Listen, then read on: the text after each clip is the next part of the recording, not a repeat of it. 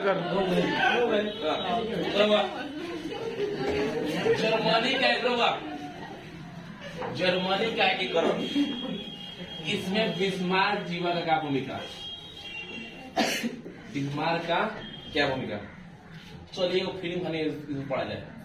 मान लीजिए फिल्म का नाम है जर्मनी का एकीकरण, इसमें हीरो है बिस्मार्क। तो बिस्मार्क के बारे में सोचा लीजिए। बिस्मार्क बहुत बुद्धिमान आदमी था, अब बहुत बड़ा कूटनीतिक था। कूटनीतिक समझते हैं, राजनीति बहुत नहीं करता था। यानी ध्यान दिए, कहने मतलब राजनीति में है नहीं बोली दे रहा। कहने का मतलब यह है कि ये अपने दिमाग के वजह से इसका एकीकरण कर पाया। देखिए सर, सबसे पहले जब बिस्मार्क प्रशा का चांसलर बना, जब प्रशा का चांसलर बना कौन? बिस्मार्क बना। जब बिस्मार्क प्रशा का चांसलर बना तो सोचे कि प्रशा का करे कभी छुपा जा, भगवान बना के सोचना कैसा लड़की बात कुछ बोलते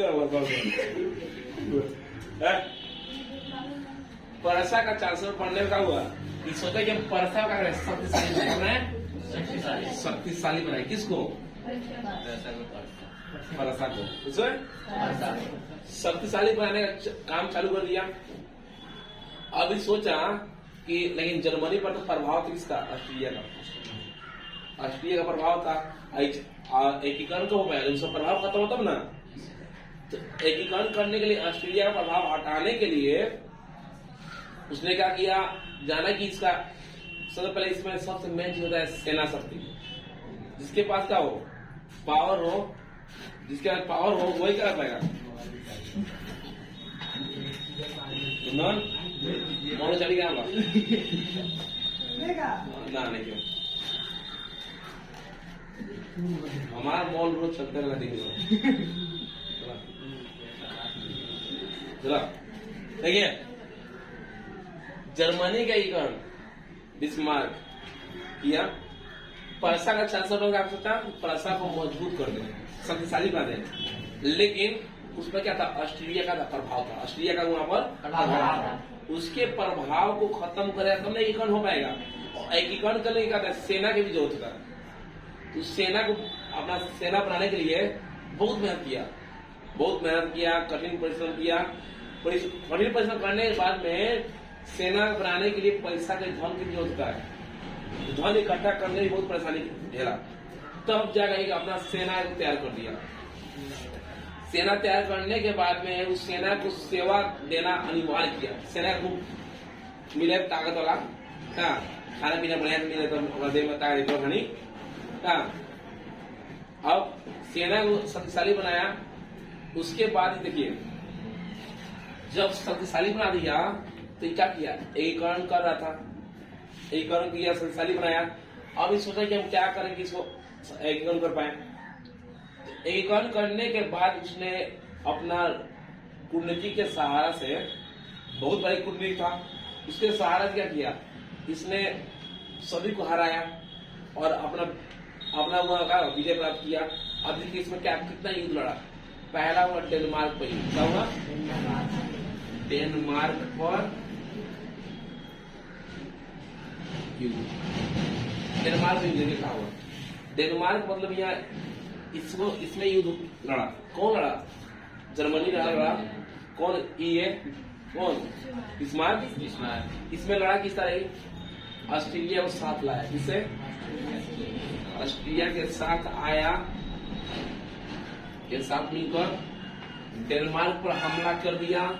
डेनमार्क पर विजय प्राप्त कर लिया। उसके बाद में क्या किया? दूसरा युद्ध लड़ाई ऑस्ट्रेलिया से, यहाँ साथ लेके इसको हराया, फिर उसी से लड़ गया। यानी जानवर चालू हुआ यहाँ कि दोस्त ना रहा। ऑस्ट्रेलिया का अब ऑस्ट्रेलिया पर युद्ध हुआ ना। देखिए ऑस्ट्रेलिया में युद्ध किस तरह हुआ? ऑस्ट्रेलिया से लड़ने गया, ऑस्ट्रेलिया के आसपास में उद्देश्य है यदि फ्रांस से उद्देश्य है उसका सहायता कर देगा। तो फ्रांस से पहले ही यदि कर दिया, समझौता किया कि हाँ हम जब लड़ाई होगा, हम लोग लड़ाई हो तो आप बीच में न आइए। वो लोग सब समझा दिया और ऑस्ट्रेलिया से लड़ाई कर ली। डेनमार्क पर किया युद्ध, ऑस्ट्रेलिया में किया युद्ध, तीसरा जो बचा फ्रांस का बचा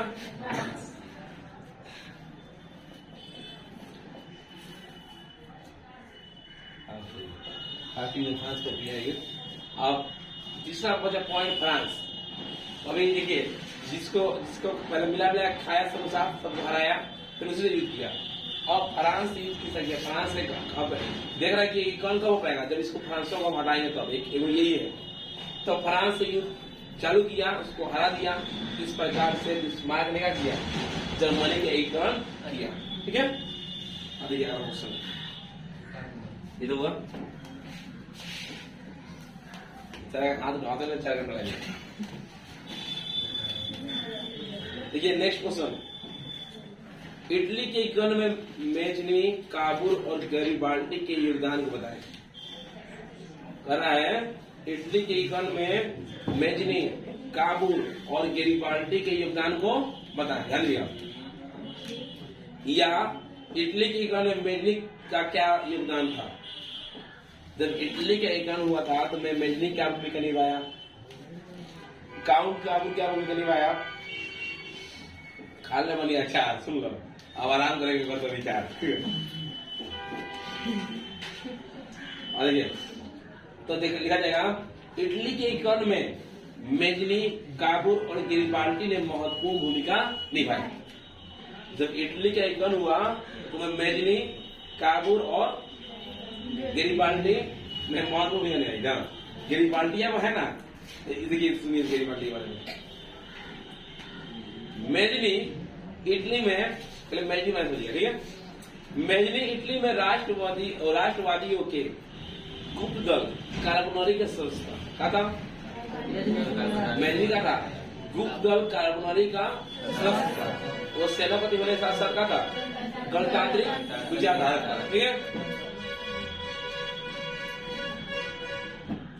उसके लेखों तथा विलक्षण व्यक्तित्व से इटली के लोगों में उत्साह और राष्ट्रीय की भावना विकसित हुई। मेजनी का ऐसा विचारधारा था, ऐसा विचार करता था जिससे वहां के लोग में बहुत उत्साह आया ना, क्योंकि ये सब बात करेगा देव जो सही यहाँ लड़ाई हो जाए। काले शाम को आया सब नहीं यहाँ पर, ठीक है। तो तो कुंदन का राय सर आपको वहां बोला जा रहा था, मतलब उस बैच में आपको बोला गया, कभी किसी आगे होगा आपका हम देखेंगे क्या होता है क्या। कुंदन लड़ाई का हाजिर हुए। मेजनी क्या था? मेजनी था राष्ट्रवादी के गुप्त दल कार्बोनरी का सदस्य। वह सेनापति होने के साथ साथ गणतांत्रिक विचारधारा था। उसके विचार, उसके लक्षण के कारण सभी लोगों के अंदर उत्साह आया। ठीक है, 1830 में नागरिक आंदोलन द्वारा उसने उत्तरी और मध्य इटली में एक गणराज्य स्थापित करने का प्रयास किया। देखिए 1830 में हो गया उत्तरी और मध्य इटली में एकीकरण कर एकीकृत राष्ट्र बनाने का प्रयास किया, लेकिन प्रयास सफल नहीं हुआ। गया कि हम जाएंगे इटली का, दोनों इटली का करेंगे, हम एकीकरण कर देंगे, लेकिन प्रयास नहीं हुआ। कब गया था? 1830 में। अब देखिए, अब उस समय हार गया, भाग गया। फिर 1848 में मेटरनिक के पराजय के बाद, मेटरनिक जब हार जा रहा हुआ तो मेजनी ने फिर गया, आप फिर एकीकरण करना चाहा इटली का, उत्तरी और मध्य इटली का, लेकिन एकीकरण नहीं कर पाया और वहां से क्या उसको भागना पड़ गया। कोई दिक्कत? चलिए एक बार मेजनी के बारे में समझ जाए। मेजनी क्या था? राष्ट्रवादी गुप्त दल कार्बोनरी का सदस्य था। वह सेनापति होने के साथ का था गणतांत्रिक विचारधारा था। उसके लक्षण, उसके व्यवहार, उसके कामों के कारण लोगों के अंदर उत्साह आया, है कि नहीं? उत्साह आया और उसने क्या किया था? उसने चाहा कि 1830 में मध्य इटली और उत्तरी इटली का एकीकरण करना चाहा, लेकिन वो संभव नहीं हो पाया। जब संभव नहीं हो पाया तो वह वहां छोड़कर भाग गया, पलायन कर गया। फिर वह देखा कि मेटरनिक वहां राज कर रहा था, मेटरनिक हार गया, फिर चला जाए, फिर राज किया जाए, लेकिन फिर वही हाथ हुआ, फिर हारा और फिर वहां से चला गया। कोई दिक्कत? मेजनी के काम फाइनल। चलिए अब हम लोग काबुल के बारे में। काउंट काबूल एक सफल कूटनीतिक तथा राष्ट्रवादी था। ये क्या था? सफल कूटनीतिक और राष्ट्रवादी। ठीक है, कूटनीतिक मैंने जो दांव पे जाने, और उसके बाद में आने का मतलब है राष्ट्रवादी में राष्ट्र के प्रति काम हुआ। उसने इटली के एकीकरण के लिए राजनीतिक दांव पेच और कूटनीतिक पर अधिक विश्वास किया। उस सोचा कि खाली मारपीट करा से ना हो, बुद्धि से सब कुछ हो जाए। हमने क्या कर दाव पेच राजनीति में लगा के अपन इटली का एकीकरण कर ले। क्या सोच रहे? काउंट का काय सोच रहे? वो दिमाग कैसा रहे? राजनीतिक रहे, बने ना। इसी कूटनीतिक से काबुल ने इटली की समस्या को एक अंतर्राष्ट्रीय समस्या बना दी। एक बहुत होशियार था, कूटनीतिक जानता था जाना कि इटली का समस्या, इटली का नहीं पूरा देश से बना दी समस्या की। समस्या सबका है। हम मान लीजिए मुस्लिम आया कि घर है कुंदन घर पर, तो कुंदन कहे कि हाँ बैसाखों का हमें सब मुस्लिम मरता है,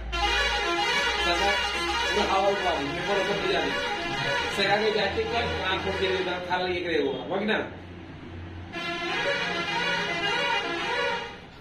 काबुल इटली के एकीकरण में सबसे बड़ी बाधा ऑस्ट्रिया को मानता। काबुल का था सबसे बड़ी बाधा किसे मानता? अतः ऑस्ट्रिया को पराजित करने के लिए उसने फ्रांस से मित्रता की, और उसको हटाने के लिए क्या किया? फ्रांस से मित्रता की। तब आगे बढ़ा काउंट काबुल क्या था? बहुत बड़ा कूटनीतिक और राष्ट्रवादी था। वो कहा जाता था कि कूटनीति के द्वारा ही हम अपने देश का अपने इटली के एकीकरण कर पाएंगे, है नहीं।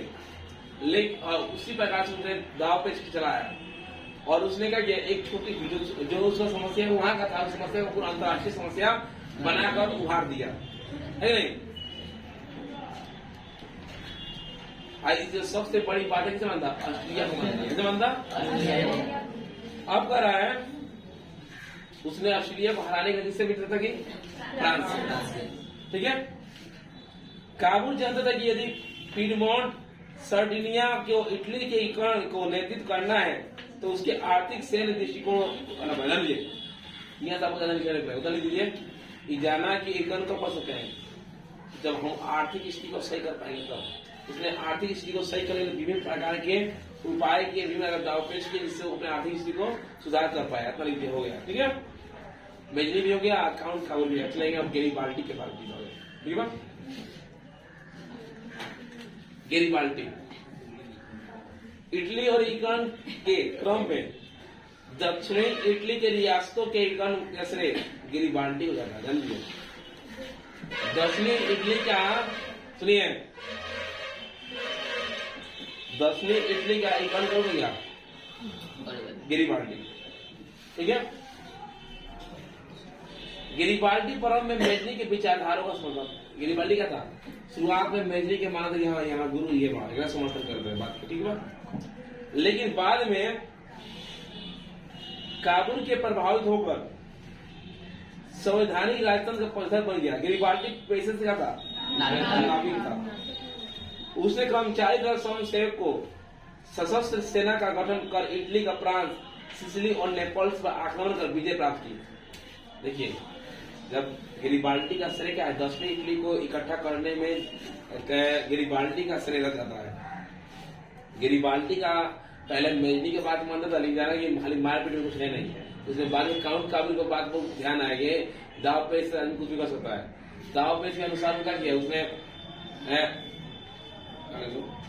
उसने अपने जो अधिकार का है इसको सेना को लेकर सेना को तैयार किया, और साथ साथ में बहुत कार्य को उसने संपन्न किया, और देखा उसी के वजह से एकीकरण कर पाया।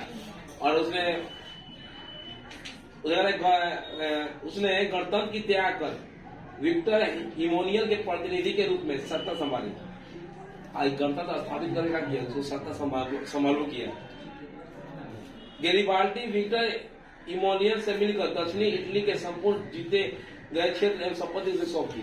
इस सब संपत्ति उसको सौंप दी। ले ला तू धनिक रहा, अपनी गरीब पे जितना माजा वो तो नहीं गए, कहीं एक सलाह नहीं किसान हो गए। ठीक बा के गेरिबाल्डी जानने जब मेजनी के बारे में, काउंट काबुल के बारे में और गेरिबाल्डी के बारे में। ठीक बा, चलो एक बार गेरिबाल्डी की एक क्वेश्चन वाला बाल्टी बा। राष्ट्रवाद की उदय का है क्या खत्म हो गया आज। राष्ट्रवाद के उदय के कारणों एवं प्रभावों की चर्चा करें। राष्ट्रवाद उदय किन लोग के अंदर राष्ट्रवाद जगला। देखिए राष्ट्रवाद में क्या होता है कि अपने राष्ट्र के प्रति प्रेम जगे। आप देखिए आपको हम फिल्म दिखाते हैं देशभक्ति फिल्म, तो आपको मैं हूँ आर्मी बन जाएगा बोल लगी जाएगा तो अंदर प्रेम आता है राष्ट्र के प्रति। तो यही बात कर रहे हैं किस तरह देश में राष्ट्रवाद उदय हुआ, उसका कारण बताइए। तो यूरोप में राष्ट्रवाद के उदय होने के निम्नलिखित कारण थे। कहते हैं निम्नलिखित कारण थे। पहला कारण देखिए समांतवादी व्यवस्था। देखिए समांतवादी व्यवस्था है क्या। समांतवादी व्यवस्था के फलस्वरूप आम जनता की स्थिति अत्यंत दयनीय और शोचनीय थी। आम जनता में उच्च वर्ग के प्रति भयंकर आक्रोश था। ध्यान दीजिए समांतवादी व्यवस्था, समांतवादी में समान व्यवस्था लेकर विशेष व्यवस्था। ये गांव में मान लीजिए सरकार क्या कहे कि हाँ खाली बड़ा लोग को सब सुविधा मिले और छोटे लोगों को सुविधा मिले, तो समांतवादी बात। छोटे लोग मन का कि हाँ ये हमारी सरकार गलत होता है, लोगों मन का आक्रोश है कि नहीं। तो वही कहा कि समाजवादी की व्यवस्था, इससे क्या लोगों के अंदर आक्रोश था, गुस्सा था। दो में राष्ट्र प्रेम की भावना का विकास। पुनर्जागरण के परिणाम स्वरूप देश में राष्ट्रवादी विचारधारा का विकास हुआ।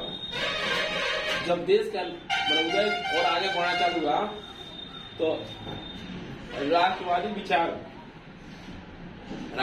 का योग आगे बढ़ने लगा। राष्ट्रवादी विचार के कारण लोग का राष्ट्र का प्रेम मिला। पहला कथी हुआ समांतवादी व्यवस्था। दो में राष्ट्र प्रेम की भावना का विकास। खाली पॉइंट नहीं करना है आपको, खाली पॉइंट, इसमें कुछ भी याद नहीं करना, खाली पॉइंट नहीं करना है, बाकी आपको सब अपना मन से लिखना है। ठीक है समझ कर। पुनर्जागरण का प्रभाव। पुनर्जागरण में दोबारा शुरुआत। पुनर्जागरण के फलस्वरूप जनता में बौद्धिकता एवं तर्कवादिता का विकास हुआ। पुनर्जागरण का जनता के अंदर मतलब फिर से बौद्धिक बुद्धि आई। लोग तर्क आई, हर चीज में लोग तर्क समझे कि दिमाग लगावे अब क्या करेगा। तीनों भाई कौन समांतवादी व्यवस्था। दूसरा हम लोग का राष्ट्र प्रेम के विकास मतलब भावना का विकास। तीसरा पुनर्जागरण का प्रभाव। चौथा देखिए मध्य एवं श्रमिक वर्ग का उदय। मध्य वर्ग के उदय के लिए परंपरागत शासन पद्धति और शोषण के विरुद्ध आवाज उठाई। देखा मध्य वर्ग का मिडिल क्लास पढ़ लिखा लोग जो लाभ खोजे। आज देखिए कोई गांव में है कि कोई काम हो रहा है तो कोई पढ़ा लिखा आदमी काहे होता है ना, उसके बारे में अनाधुन पूछा सवाल। तो उसी तरह मध्यम वर्ग जब आया जिससे क्या हुआ, जिससे आवाज उठाना शुरुआत हुई। औद्योगिक क्रांति के फल श्रमिक वर्ग का उदय हुआ। औद्योगिक क्रांति जब चालू हुआ सब उद्योग बनने लगा, कारखाना बनने लगा, श्रमिक वर्ग का उदय हुआ, मजदूर ज्यादा हुआ उस समय। भारत में राष्ट्रवाद के विकास के पीछे अंग्रेज साम्राज्यवाद के विरुद्ध असंतोष, आर्थिक नीतियां प्रभावित जन जीवन था। देखिए अब देश के प्रति प्रेम, राष्ट्रवाद का भावना उदय का हुआ, इसमें मेन कारण था अंग्रेज के प्रति इतना मन में गुस्सा था, इतना आक्रोश था, तो भुजाई जब पड़ा है सामने बहुत मारा। एक बार एक तरह लोग के अंदर असंतोष था, लोग उससे बहुत विरोध थे, जिसके कारण इस सब कारणों का कारण हुआ राष्ट्रवाद के विचार, राष्ट्रवाद के उदय का उदय हुआ। ठीक है, एक पार्ट आज समाप्त। ठीक है, अब सेकेंड पार्ट ये मान रहा था।